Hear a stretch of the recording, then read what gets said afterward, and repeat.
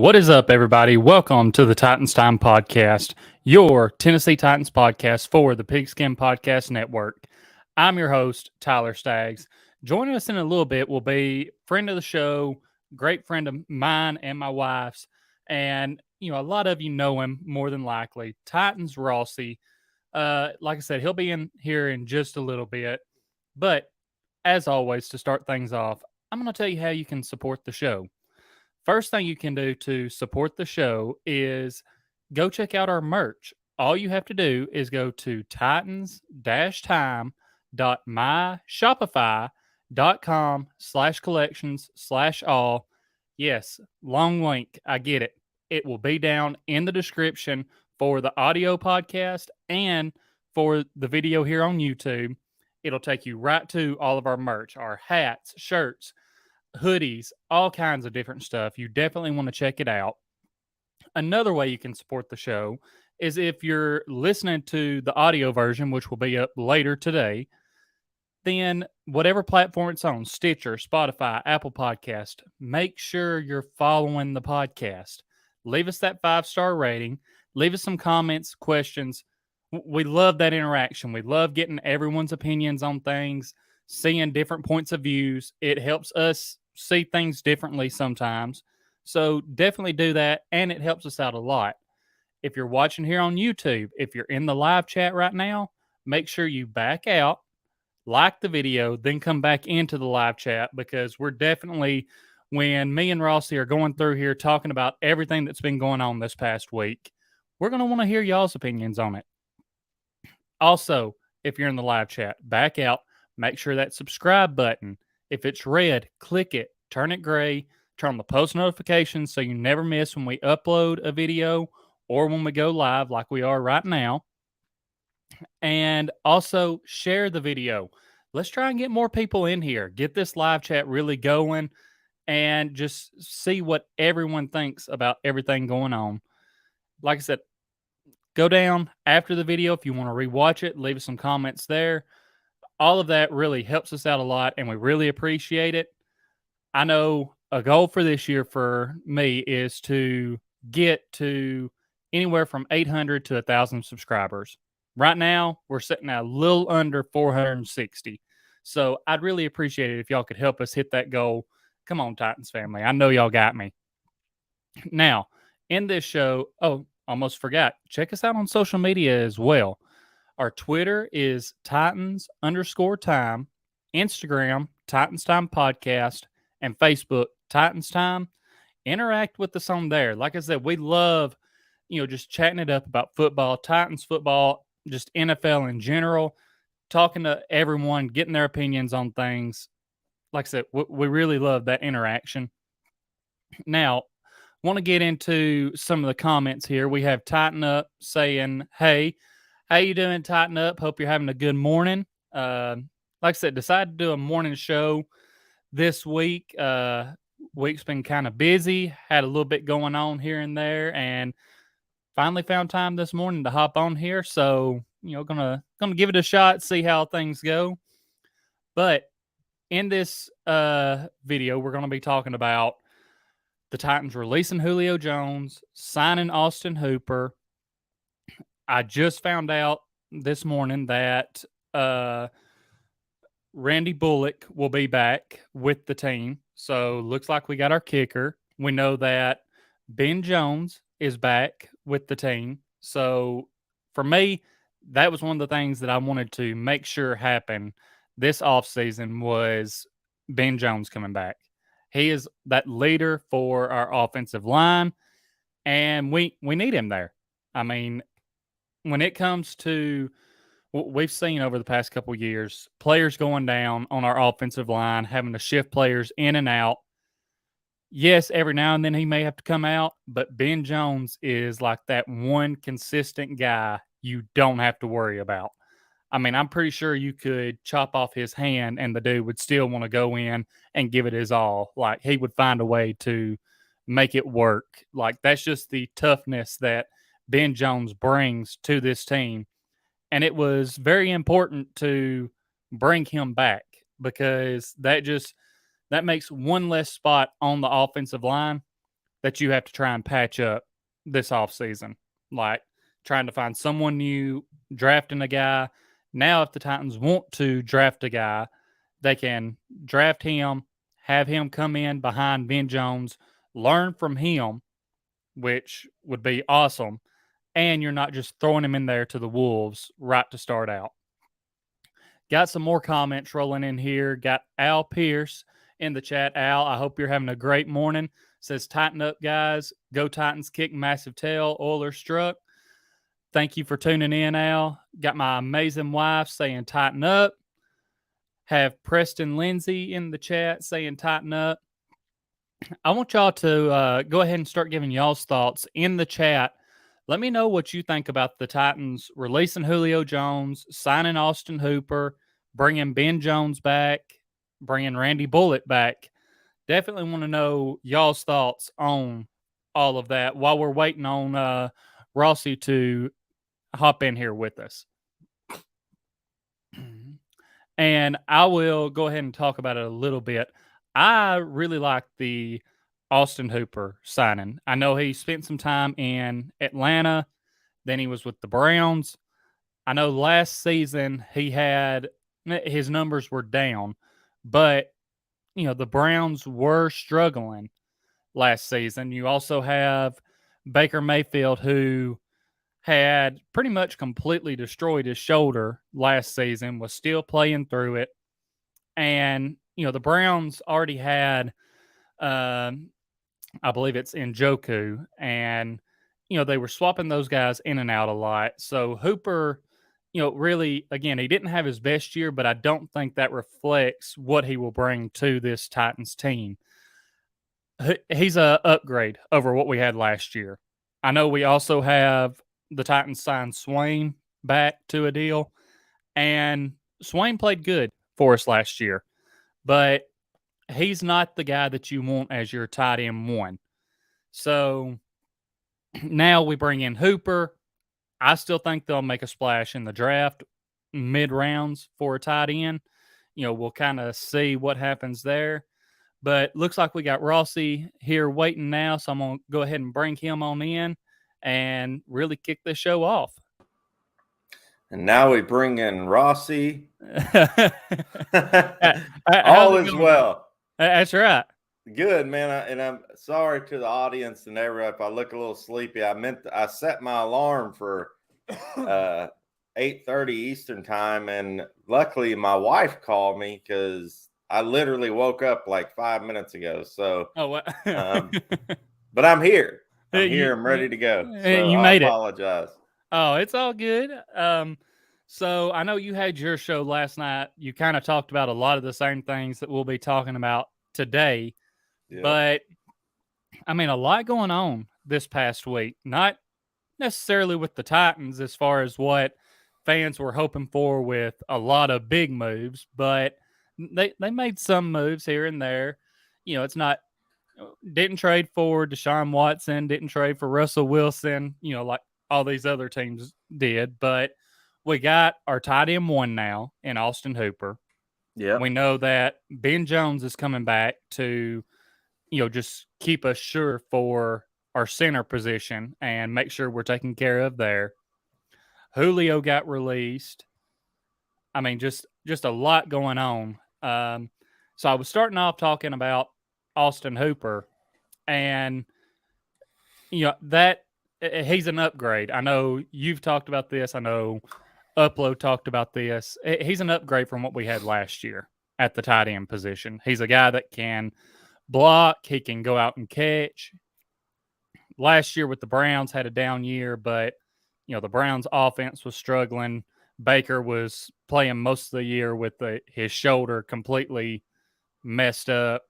But we also brought Swain back, but he's a guy that's going to be used more in the run game. We may see him every so often catch a pass, but really to me, Austin Hooper seems like he would be like last year. You look at our tight ends. I thought that Pruitt was kind of our hybrid tight end. You had Ferkser, who was supposed to be the pass catcher. You had Swain, who was supposed to be the blocker. And Pruitt was the guy that was kind of in between. He could block, he could catch some.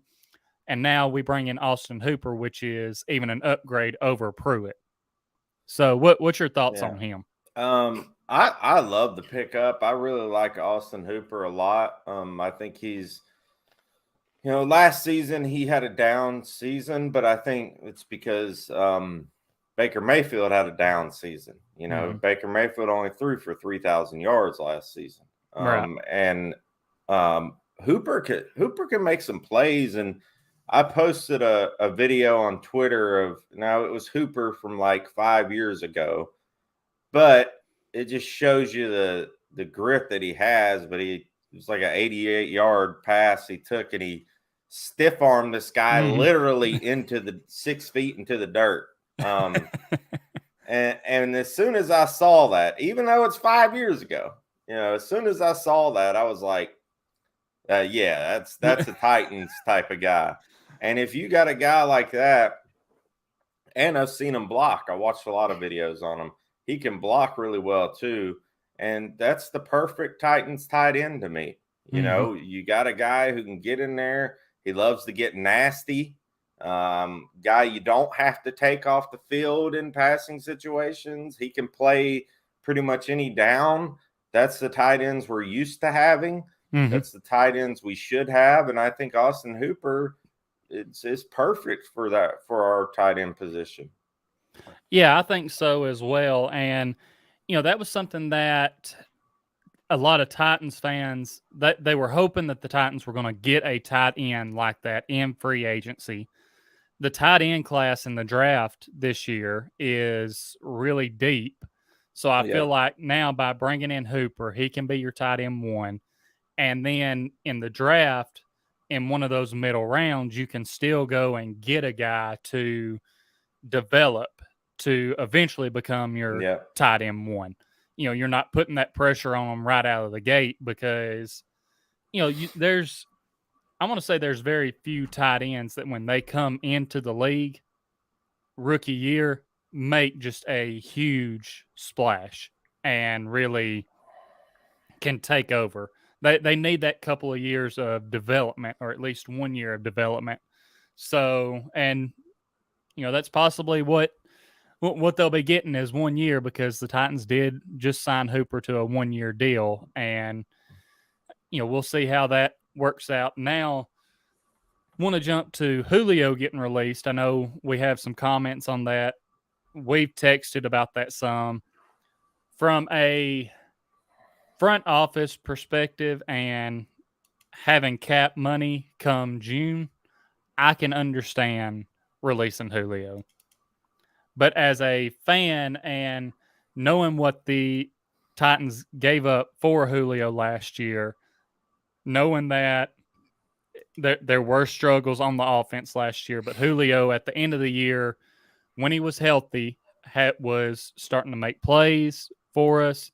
He was there. We had him and AJ. It seemed like going into this offseason, it was going to be like, okay, we got our wide receiver 1 and wide receiver 2. We can pick a guy up in the draft or maybe even free agency to really fill that wide receiver 3 position. And so I was shocked when Julio got released, because I was like, okay, we already have so many holes here on offense that we have to fix. And now it's like, okay, what's going to happen here? So what's your thoughts just from a fan perspective? Like I said, I know you're probably like me from the front office perspective, and cap wise, you get it. But as a fan, what do you think? As a fan, I was hoping we'd keep the guy, and give him another shot. I mean, there's a lot to do with his salary cap. He was going to count a lot against the cap. I think more than just 9 million or whatever it was. Somebody told me something. It was like a number of like 26 million. I don't know the exact, what I thought it was going to be. I thought it was going to be like 14. Yeah. So either way, he was expensive. I guess they thought we've seen what we've seen out of Julio. You know, this is going to be a recurring theme. Maybe the not practicing thing kind of they didn't really like, because Julio was notorious for that in Atlanta. You know, and you know how Vrabel is, and you know, right, the staff there. So you know, I had James, shout out to James Wheeler, Titans for Life. I had him on my show last night, and he had made up a good point about Julio. You know, Julio's somebody that we could probably maybe bring back. Because the contract that he had wasn't able to be restructured. So, you know, maybe they do bring Julio back, but it's a much better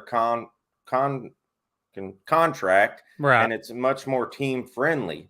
So I mean, that's a possibility. Now, if you look at the guys that are left in the free agent market, I mean, there's nothing to really excite you as a number 2. I mean, a lot of people like Jarvis Landry, which he could be a number 2.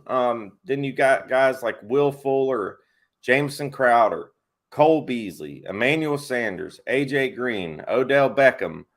A lot of people are excited about Beckham, Keelan Cole, Sammy Watkins. You know, all these guys are great, but at the same time, a lot of them are pretty old. right. You know? And what's crazy out of that whole list, Tyler, the 2 that produced the most last season were the oldest guys, and that was Emmanuel Sanders and AJ Green. AJ Green had over 800 yards receiving, 3 touchdowns. Emmanuel Sanders, 600 almost. Let's see. Emmanuel Sanders had 626 yards, 4 TDs. Now, Cole Beasley had 693 yards, but still, all those guys were in their later 30s. Right. Or early 30s and mid 30s. So, I mean, it's kind of, I don't know, but if you take that list, like who do you get? I mean, there's only so much to choose from. Right. Where do we go from here? Do we rely on the draft for our number 2 receiver position? Yeah, and that's something that, you know, my wife and I were talking about it last night, and I'm going to hit on some of these comments right quick. Preston Lindsay saying releasing Julio was a good move, still need a replacement, but he just didn't have it anymore. Better to save the money. My wife, we needed to let Julio go. He didn't give us what we needed as a team from him. Excited to see what that space gives us. And then some other comments. Donnie D, what's good, fellas? How you doing this morning? My wife, really hoping Austin can fit in well. Preston, Hooper's a good upgrade. He helps us not give away our plays. Donnie says that Julio's number was 14 million. And Preston says the last thing we need is a diva who just tore his ACL. So, and that kind of leads me to where I was going to go. You talking about Odell still being out there.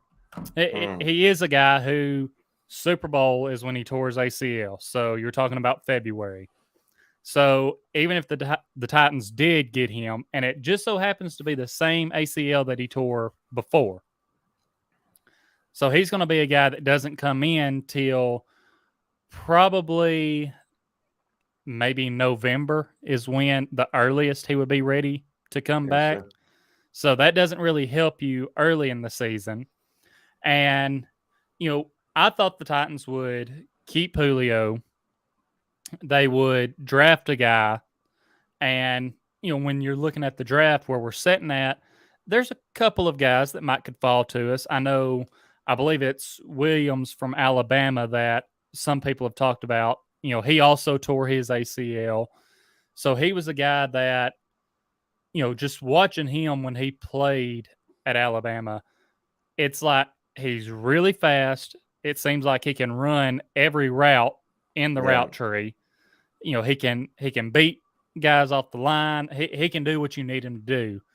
And if the Titans had that number 1 and number 2 guy, you know, you could risk taking a guy coming back from that injury and waiting until October for him to start playing. But now it's like, okay, what are we going to do? Like you said, a lot of the guys that are still out there, they're older. They did produce some, but it's I don't know. There's no names right there that excite me. Of course, Titans also, we never know. They may work out a trade.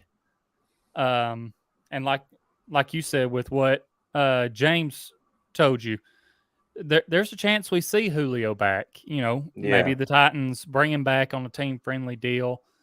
I was hoping for more from Julio. Another reason I thought he'd stick around is because you go back to a couple years ago, and I don't want the chat to get it confused here. In no way am I comparing Corey Davis to Julio Jones.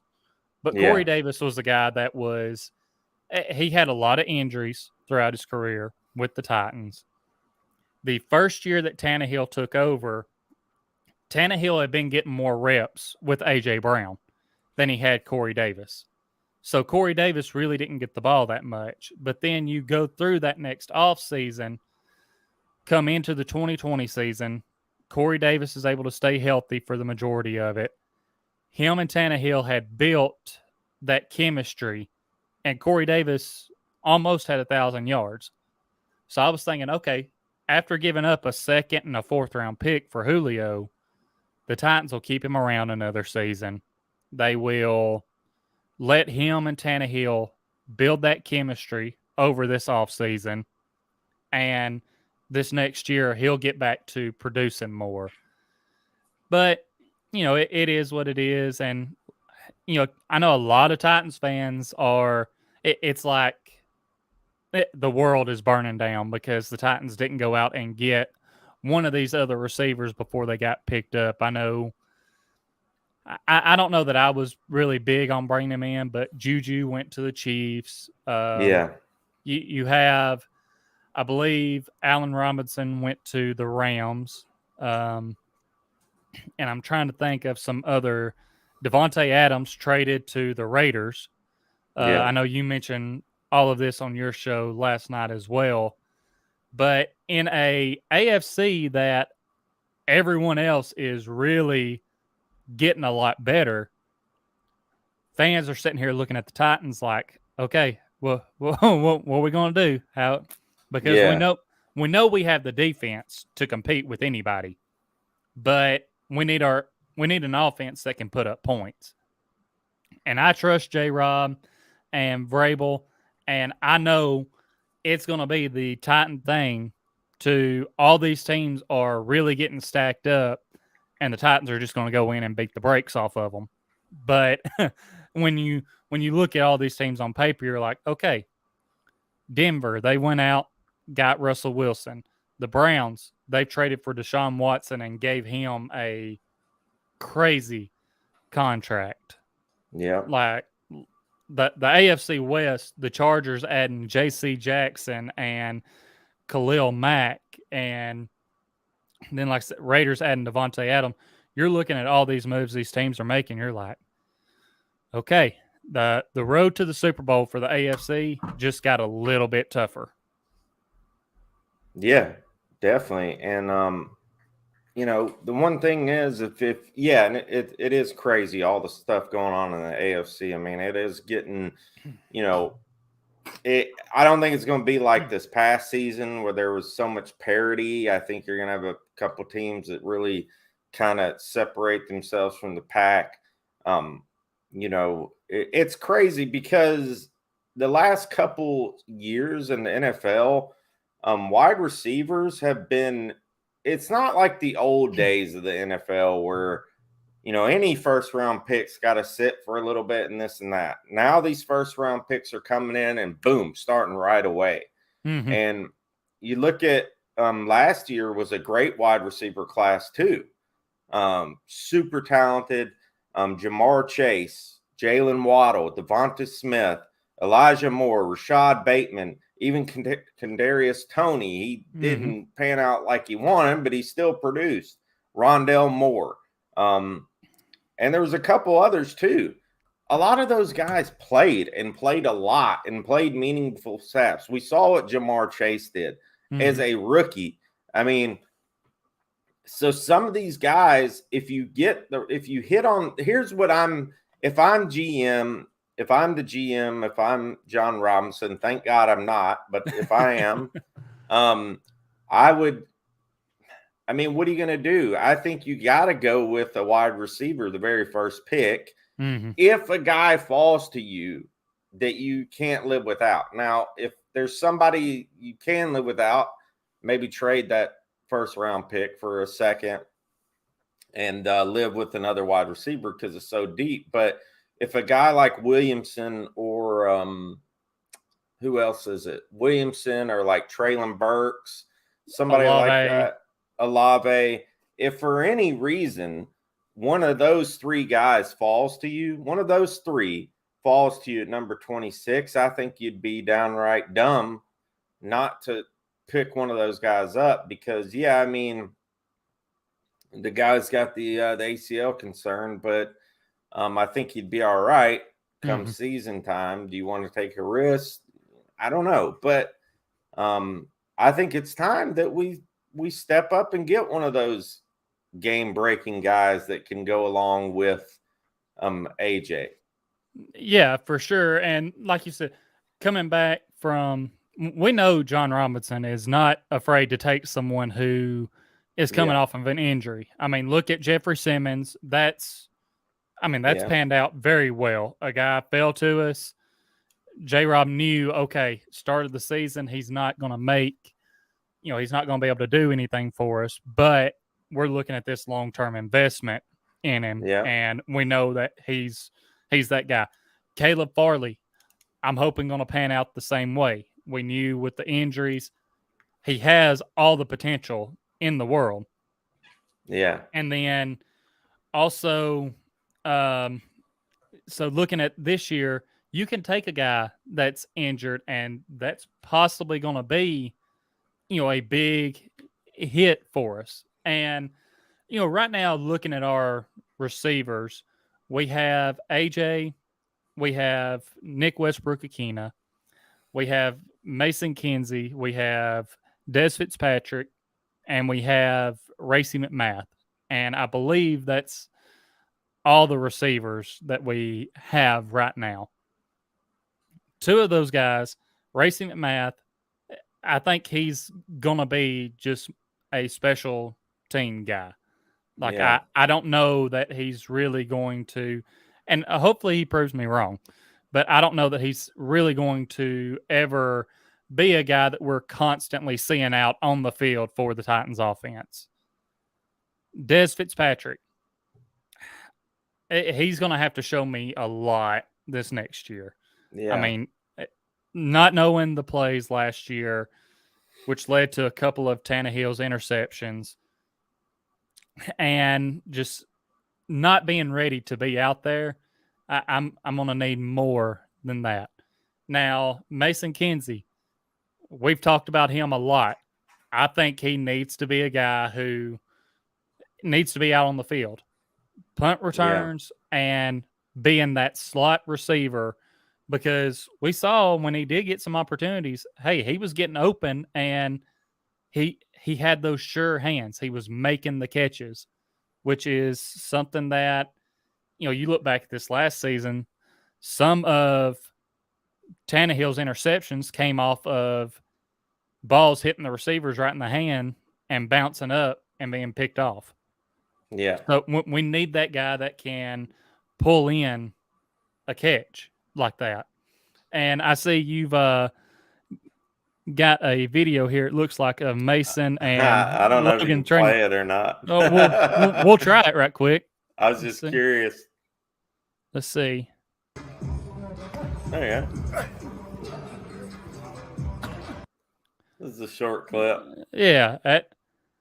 So Mama Kinsey sent that to me, and but yeah, no, I mean, with Mason, I think he's a guy they're trying to work in.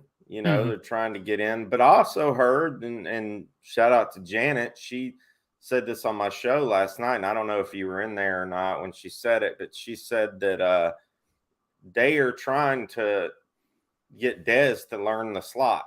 That's what Vrabel's telling Dez to do. Right. She's also telling Mason, or I saw a text conversation between, she showed me the screenshot, which was cool, between Vrabel and Kinsey. And basically he was saying, get ready to start learning punt return, like catch punts, because Kern is hurt. Kern's still not ready to come back. So be catching punts off the jugs. And, knowing him, he'll be out there every single morning until, all day, every day out there catching. But I mean, what do you think about that? Dez in the slot. I mean, does that worry you? A little bit, because I was in the chat last night whenever she said that, and I heard what, James had to say about it. And, James, he's a guy who he knows his stuff. From watching him on your show before, talking to him, when we've met up before some of the game, like I trust his opinion on this. And again, going back to what we saw last season from Dez, I'm just like, I don't, I don't trust. I don't see it. Like I'm not for that. So yeah, I'm hoping that, and obviously if they get Mason out there catching punts, that means, hey, if he's doing that, that possibly puts him on that final 53-man roster, which means, surely they're going to work him in some on the offense as well. Yeah. But yeah, I agree. Going back to the draft stuff, I think if one of those guys falls to you, you have to take them there at 26. If you think that one of them may fall a little bit further, you could possibly trade back to the end of the first round and maybe also pick up a second round pick. Yeah. But, we'll kind of see what happens there. And before we get into too much more, we'll hit some of these comments. My wife, if there's a team that doesn't need any more injury-prone guys coming in, it would be the Titans. Yeah, Preston says, so basically we have AJ. I mean, yeah. If you look at just the top guys in our receiving core, then yeah. My wife says we don't want Coach being Coach of the Year again for that reason. So we don't want him to have to be Coach of the Year again for overcoming all the injuries. Yeah. And she also says that she's been excited about Mason all last year, ready for him to get on the field. I am too. Now, right quick, Rossi, we're going to hop into the best bets segment of the show, and that's presented by DraftKings. Okay. And right now, we got March Madness going on. Yes, NCAA tournament. Already been a couple of upsets. Yes, and we'll get into that a little bit too. But for college basketball fans, you can join the action on the court during the biggest tournament of the year with DraftKings Sportsbook. Turn your team's victory into your own big win. New customers can bet $5 on any team to win and get $200 in free bets if that team does win. Really, I mean, it's that simple. If they win, you win. If Sportsbook isn't available in your state yet, you can still join the college hoops action with DraftKings pools. Everyone can play free pools all March long for a shot at a shared over $250,000 in prizes. Simply join a pool and answer questions like who will make it to the next round and who will hit the most three-pointers, then track your results. Really simple. All you have to do, download the DraftKings Sportsbook app now. Use promo code TPPN. Bet $5 on any college hoops team to win and get $200 in free bets if they do. If they win, you win with promo code TPPN this week at DraftKings Sportsbook. Must be 21 years or older. Restrictions apply. So you can see more of those notes down in the description. Now, if you or someone you know has a gambling problem, crisis counseling and referral services can be accessed by calling 1-800-GAMBLER, 1-800-NEXT-STEP, 1-800-522-4700, 888-789-7777, or visit ccpg.org/chat, 1-800-BETS-OFF, 1-877-770-STOP, 877-8-467-369, or you can text 467-369. Visit opgr.org. Call or text Tennessee Redline 1-800-889-9789 or 1-888-532-3500. And since you mentioned the Vols, I was looking this morning, and on DraftKings, for team futures, the Vols are plus 1,200 to win the NCAA tournament this year. Yowzers.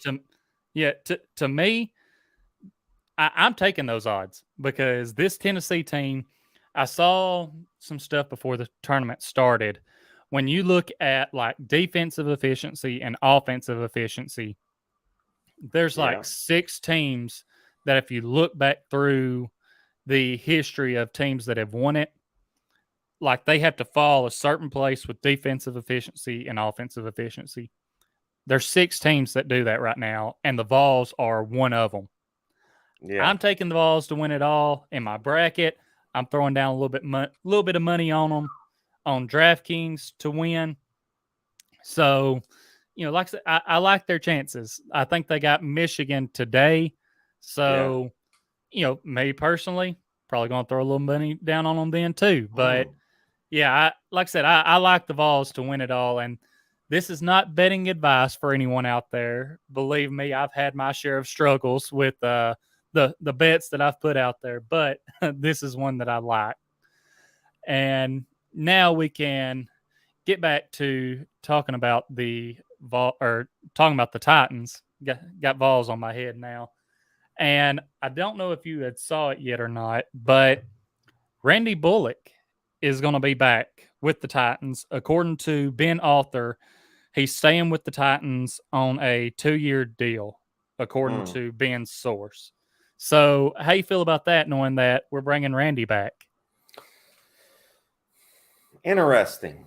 He did okay. He did all right throughout the season.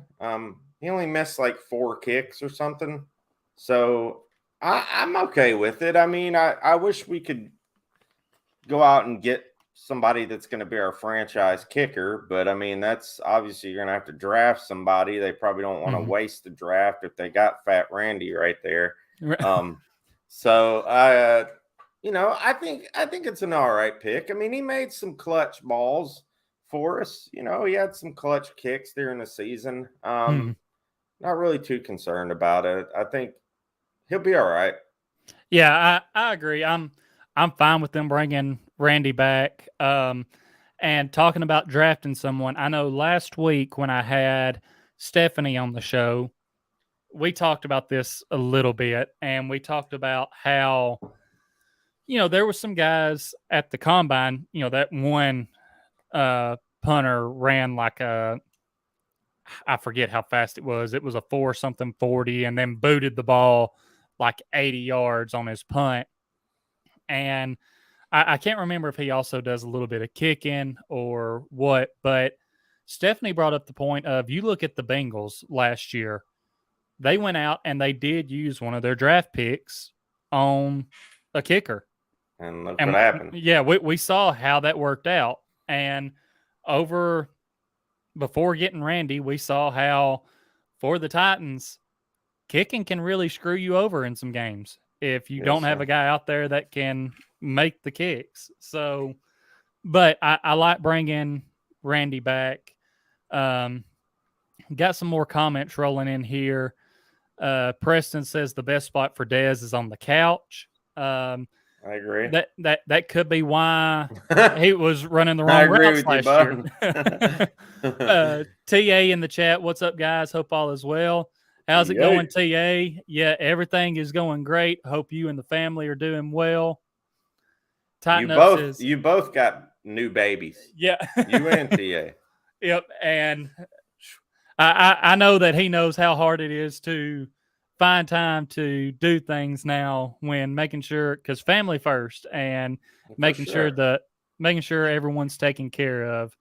Tighten Up says, y'all know we can just draft a receiver.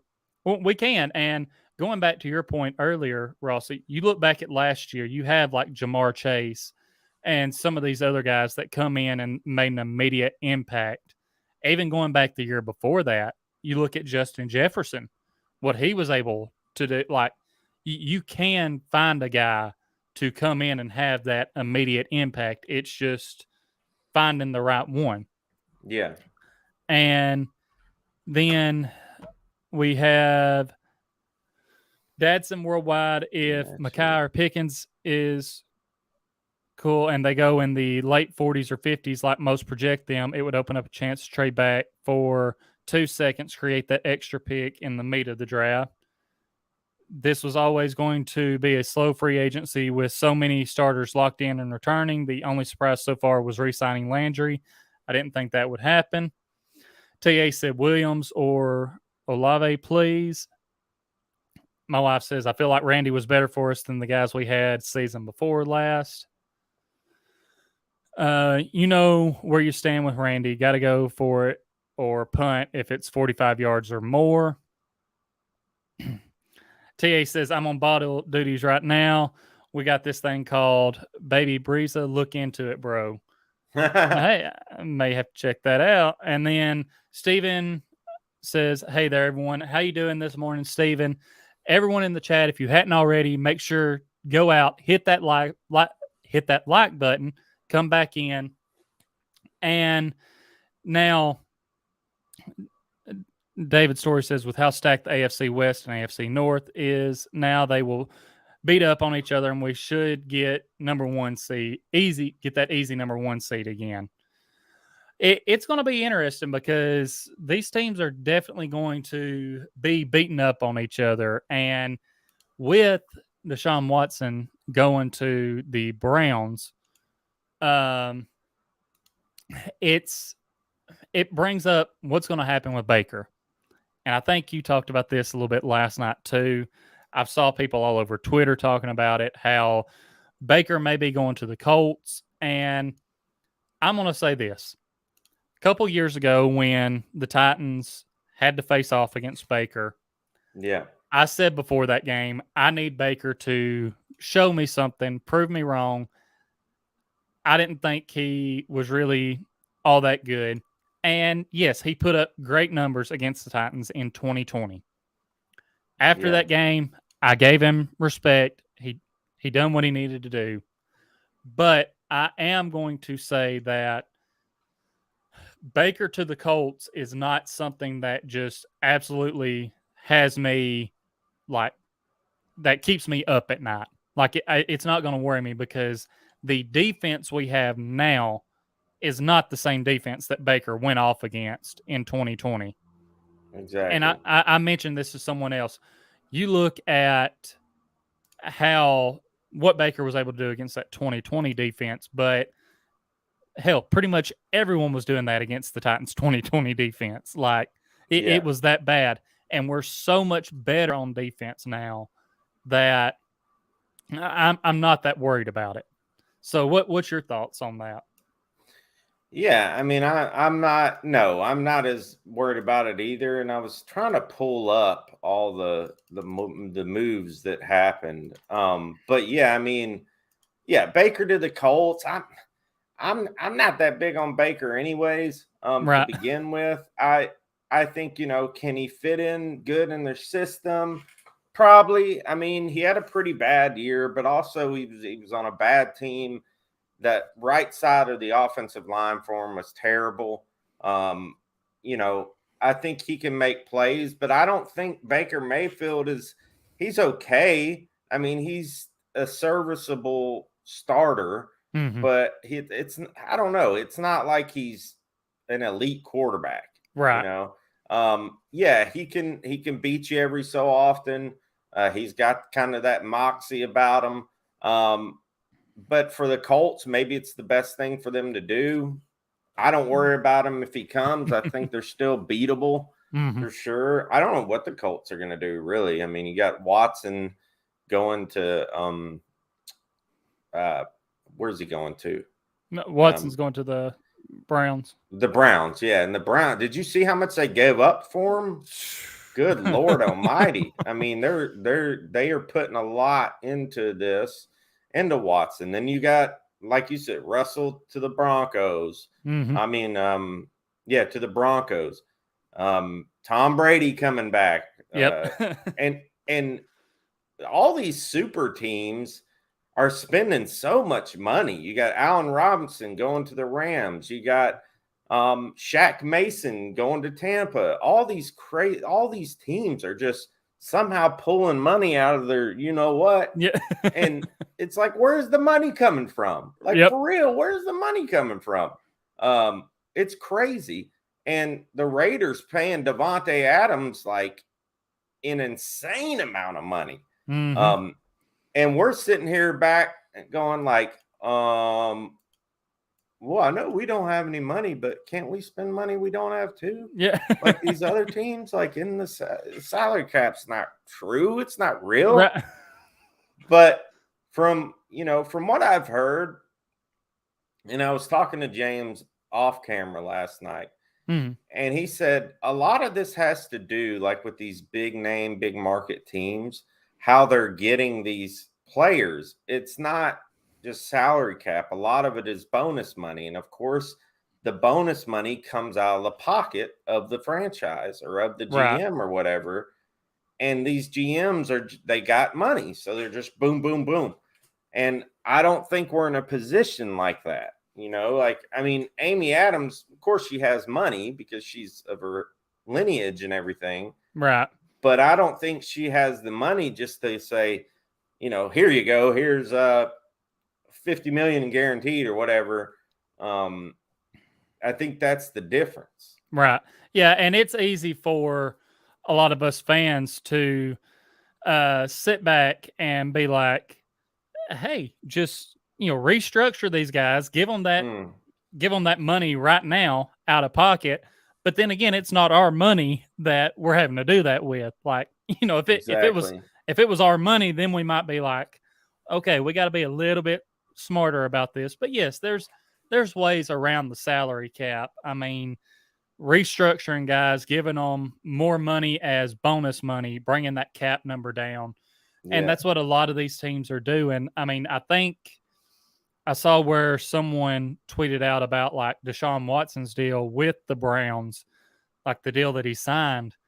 His cap number for this next year is not that high. Yeah.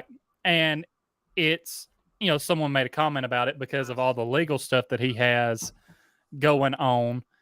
He, Watson really possibly thought about this and was like, okay, if I get suspended or if I get, fined, it's going to be coming out of this much smaller amount of money that I'm getting paid this year. Yeah.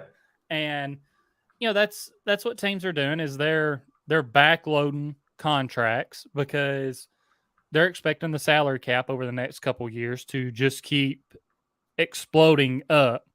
And that's where it's coming in. But again, it's easy and I'm guilty of it too, because I'm like, hey, just, you got Byard, you got Lewan. We saw the Titans restructure Zach Cunningham, and that freed up like $6 million, which helped bring in Austin Hooper. Yeah. So just all these moves. But again, it's easy for all of us to sit back and say, hey, do this, when it's not our money that's being affected by it. So, and now what about going back to talking about receivers, we kind of hit on it a little bit about trading. I know I've saw people talk about trading for like DK Metcalf, and I'm not necessarily against that, but one thing I do look at is, okay, if you trade for DK, then you have to possibly extend him and AJ at the same time, or you're only getting those two together for 1 year.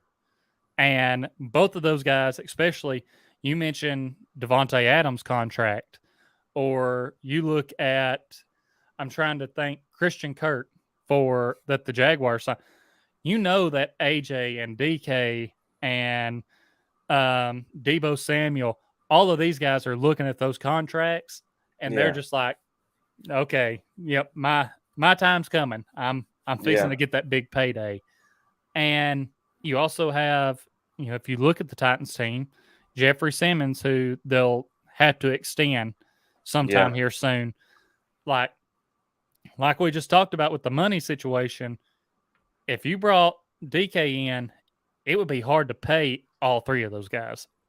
Yeah, it would.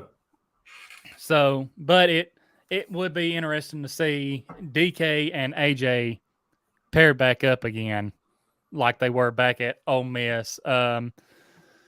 Let's see. Got some more comments here. Steven says, with an interest in Indianapolis Colts, Baker Mayfield must have forgot how stacked Titans defense is. Preston says, not scared of Baker. He is inconsistent and would be a lot like Carson Wentz. And that's the biggest thing is I think Baker is very inconsistent. There's times where, you look at the Browns team that he was on, you had Landry and Odell and Njoku and Hooper and Nick Chubb in the backfield. Like, he had a good team around him, and he still wasn't putting up good numbers this past year. Yeah. And, that's what led to Odell being traded. And then, of course, Matthew Stafford started finding Odell more, and we saw how that worked out for him. But now going to the Colts, I'm like, okay, you have Jonathan Taylor, you have Michael Pittman, but then what else do you really have on that offense? Like, it's not like your receiving core or tight end core is just getting a lot better from the Browns to the Colts. So I don't know why people are so scared of that happening. Then Luke saying the cap is fraud. Just look at the Chiefs. My wife says, true, so easy to spend other people's money. Luke got plenty of money. Watson $50 million going to hurt. That's like $50 to us. And David says, I say we sign Cole Beasley. I don't know. Cole Beasley is more of that slot guy. Like you said, he's older.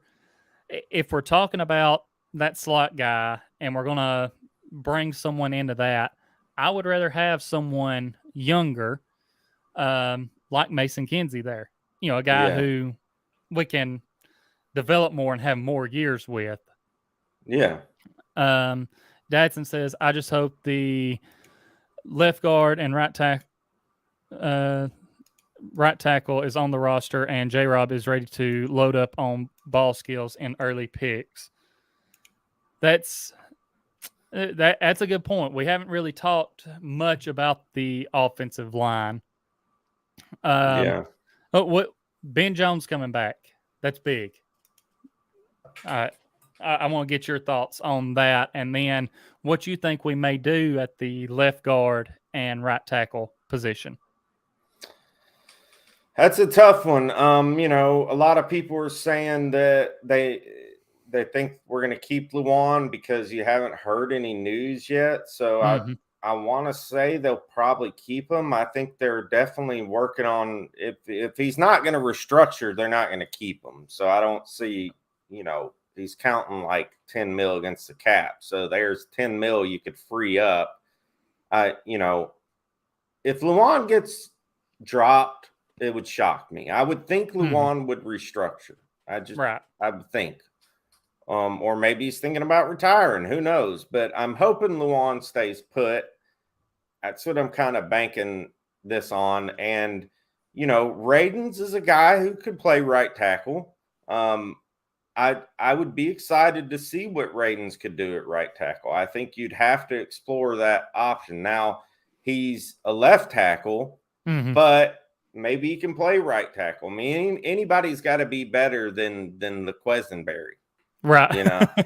Anybody. So, we'll see what happens. As far as a guard goes, they're going to have to pick up somebody. I mean, that guy that they picked up, Jordan Jackson, he's a backup. He's not a everyday starter. I would hope they're not going into this thinking that maybe they know something we don't know, but there you go. You got to get a guard to fill in for Saffold. So, I mean, there's some free agents out there who are available. Guards, the draft, not very deep in guards this year. You could maybe go out and get somebody in the 3rd, 4th round, like Cade Mays, who could possibly step in and be a starter. They could be looking at that, at least with the guard position. It's not like tackle. It's not as difficult to learn the playbook and get in. You're not really having to worry about a freaking elite edge defender beating you around the outside or something. So guard is definitely more easier to kind of plug and play. So I would think that they're going and trying to find a veteran. I don't see why they wouldn't. I just don't see there's really any guards other than what's the guy's name? Lindenbaum, but I think he's a center. I'm sure he can play guard too. Lindenbaum, and there's a guy from Alabama and Memphis in the draft. Let me look this up real quick. It's we got Kenyon Green. He's one of those guys, but he's going to go early. We're probably talking a first to mid late pick. Then you got an interesting guy. This is a guy that some mock drafts have picked us. Bernard Raymond. From Bernard Raymond. I want to say he's from California, maybe. But he's another intriguing guy that some of these mock draft people, the Titans, have picked him. Like I said, Lindenbaum is a center naturally. Great talent. But maybe they pick Raymond in the 1st round. Who knows? Yeah, a name that you mentioned, and again, it's maybe a little bit of that Tennessee bias here, but Cade Mays, and I was talking to one of my I was talking to one of my other buddies about him because I know he played tackle at UT, and when I was talking to my buddy about him, he said that while he was playing tackle, he also played guard some, and he's a guy that and maybe it's also looking back to last year's draft. I thought that the Titans should take Trey Smith, and especially when he fell down to where he did, because that could have filled our guard position easily this year. We wouldn't have any questions. But, I think Cade Mays is a guy that they possibly need to look at. I agree with you. I think if LaJuan was going to be gone, they would have already released him. I honestly believe that when they were looking at cuts to make on the offensive line, they were either going to release LaJuan or they were going to release Saffold. And I think obviously Saffold's gone, so I think that was the move. The Titans have shown that they like guys that are versatile, that can move around to different spots on the offensive line. So like you said, we possibly see Radens move over to that right tackle spot. I know I was still in your chat last night whenever James mentioned that, he's a left tackle. That's what he played through high school, college. And now, he brought up the point of asking you what hand you were, and if you had to start writing with your other hand, how long would it take you? So, that's a good point to look at. But also, like you mentioned, I don't know that you can really get much worse than what Quesenberry was doing last year. So, Datsun says, I say JRob uses the first 4 picks on multiple wide receiver, tight end, and a running back. Kane says people fail to realize the cap is a guideline, not actually what can be used.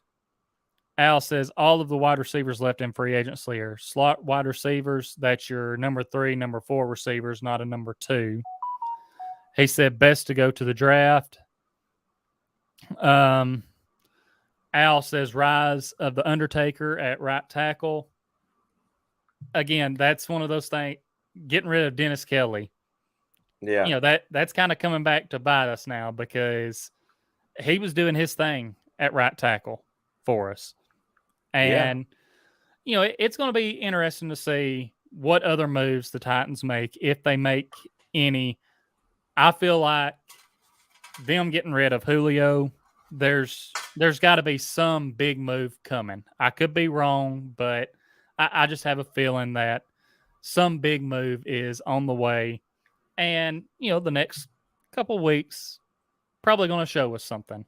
And yeah, Rossi, I know you got work here in a little bit, and it's been fun to hop on here, chat it up with you about all the stuff that's happened this past week with the Titans. You gave some good insight on some other things going on, and I just appreciate you coming on the show. And I forgot to mention it earlier. Anyone, if you're not already following Rossi, make sure to go subscribe to his YouTube channel, Titans Rossi. Go follow him on Twitter at Titans Rossi. Rossi, it's always a fun time when you come on the show when we're talking about Titans football, and not just that, but having you as a friend, talking to you about different things here and there. Man, just thank you again for coming on this morning. I know, like you said, our early morning show, both of us had to roll out of bed, kind of get woke up, really, but it's been a great show, man. Yeah, man, it has, and I appreciate. And this is if I was gonna write left-handed, this is what it would look like. so not too well there. But yeah, I mean, no, I appreciate you letting me come on, you inviting me onto the show, and like I said, I literally I meant to set my alarm, and then I freaking woke up late and just literally just opened my eyes and it's like, oh crap, I gotta go on Tyler's show. Like, I'm gonna look crazy on the show, but nah, man, it's always a pleasure, man. Of course, me and you, we don't just do the YouTube thing. We're friends as well. Right. And I give my best to Carrie too. She's always in my channel, on my shows, commenting and stuff, and it means a lot to me. So yeah, give me a follow, everybody, if you haven't yet. Titans Rossi. I got just hit 2K followers on YouTube, or on not YouTube, on Twitter. That's awesome. That's pretty cool too. So and anyways, but yeah, I'll have to get you on the show coming up here soon. Maybe next week we can work out something too. Yeah, for sure, man. And like I said, appreciate you coming on. Everyone, go subscribe to him if you haven't already. Go follow him. If you haven't subscribed to my channel yet, make sure, back out of the live chat, subscribe. Like I said, audio version will be up later. Go follow us on Stitcher, Spotify, Apple Podcast. Leave us that 5-star rating. Like I said, I know Rossi is like this as well. We both really appreciate everyone who has subscribed to our channels, everyone that follows and interacts with us. That's why we do this. It's not just to, get subscribers and everything. It's to get more people in here to chat it up with us, get different opinions, and, just that interaction and having fun talking about football with so many different people. It's just a blast. And, I know you probably feel the same. We love all of our subscribers and followers. Like, y'all help push us to do more, and we want to be better and put out better content for everyone. Yeah, man. So the subscribers are my dudes and my girls, few girls, but yeah, they're awesome. They're really awesome. last night we did a show and I think we had about $120 in super chats, and it was just like, what are you guys doing? It's just crazy. The most we've ever had. Of course, 50 of that was from Mama Kinsey, so shout out to her. But still, I mean, about $120. It's pretty cool, man. It's just a cool feeling that people care enough to give some of their own hard-earned money to something, and like you said, we appreciate you guys. I share the same sentiment with you, Tyler. Yeah, and that's awesome because one thing for us, it's not about the money, but any money, of course not. Any money that we get can be put back into the show and just make the show that much better. So we really, like you said, we appreciate all of that. And Rossi, I don't know if you have anything else from the moves this last week that you want to hit on. I know I don't have anything else. You have anything? No, man, I'm good to go. All right. This has been Titans Time. And as always, tighten up. Tighten up, guys.